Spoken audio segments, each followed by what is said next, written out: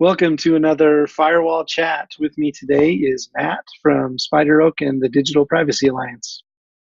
Nice to be here. Thanks again for joining us, Matt. So to start, could you tell us a little bit about the Digital Privacy Alliance and the work that you do there? The Digital Privacy Alliance is a not-for-profit dedicated to growing and supporting online consumer privacy rights, everywhere from helping companies wanting to do better to legislation to make sure that bad actors can't actually hurt common people like you and me. Well, thanks for the work you do there and for raising awareness about lots of important issues. It's great. Thank you. Well, today we're talking about something rather scary. It's Internet of Things botnets.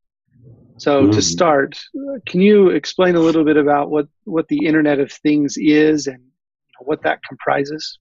So the Internet of Things are any little small internet-connected widgets throughout your home, your work, your car, smart thermostats, smart light bulbs, your Wi-Fi router, your cable modem, your TV, your fridge maybe, microwave perhaps, baby monitor,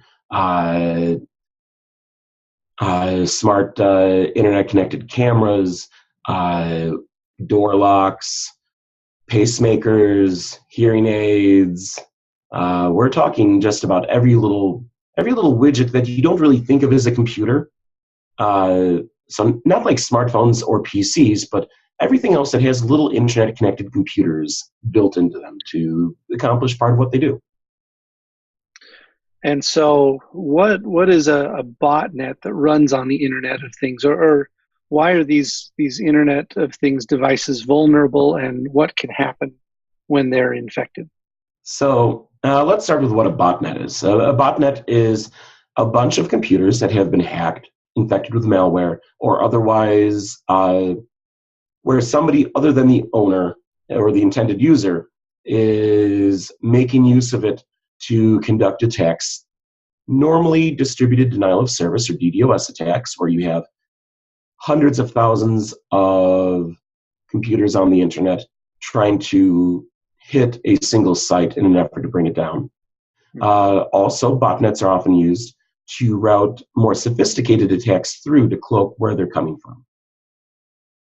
So the Internet of Things, there's an estimated 6.5 or more billion things connected to the internet right now.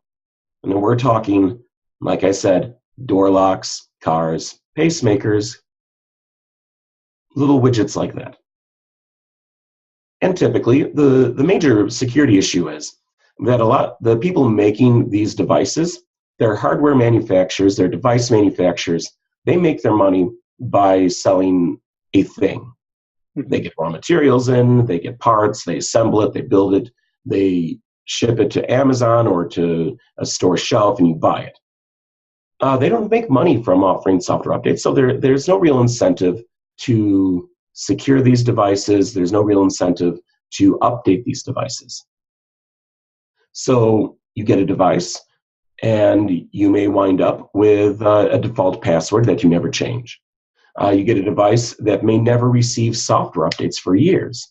And as any computer user knows, like Apple, Windows, iOS, Android, whatever, there's always updates coming. Always updates, because there's always a security bug of the week, some other issue, and to make sure that you stay secure online, you need these updates to continue plugging holes in security that are found. Now, if you have a device that's years old and hasn't received an update in years, every known vulnerability in the software that it's running is out there to be taken advantage of. Or even if you change the default password, or if you get software updates to the device, a third common vector is if it's a cloud-enabled device, and most of these devices are, its connection to the cloud service may not be very well secured either, allowing somebody to inject themselves in the middle and either eavesdrop, say like a internet-connected baby monitor, eavesdrop into your home, Or they may, in the case of everything from connected cars to who knows what, take remote control of the device and make bad use of it. So let's take, for example, one of my favorite Internet of Things products. What about those, Wi-Fi light bulbs where you can change the hue from your phone? What does that mean if my internet connected light bulb has been compromised? In terms of me and in terms of the wider internet, what does that mean? Well, if there's no sensors on the bulb, the worst thing that can happen to you is an attacker possibly gaining knowledge of when you're home or not, because generally speaking, you're going to turn the lights on when you're home and turn them off when you're not, or when you're sleeping. Right.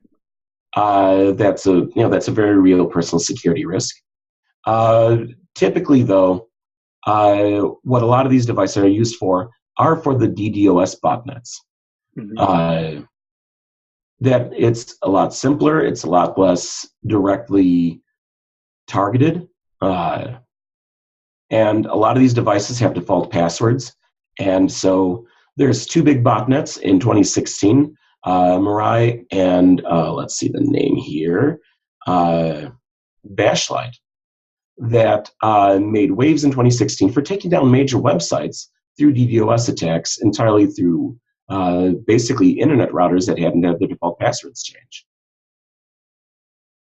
Now, in the news recently, there's been another Internet of Things botnet has started to form. Do we know much about that? Not entirely so much. The thing is, it's not very different than the others. Botnets made of Internet of Things devices are rather simple to put together because of the security issues discussed. So a new one will grow.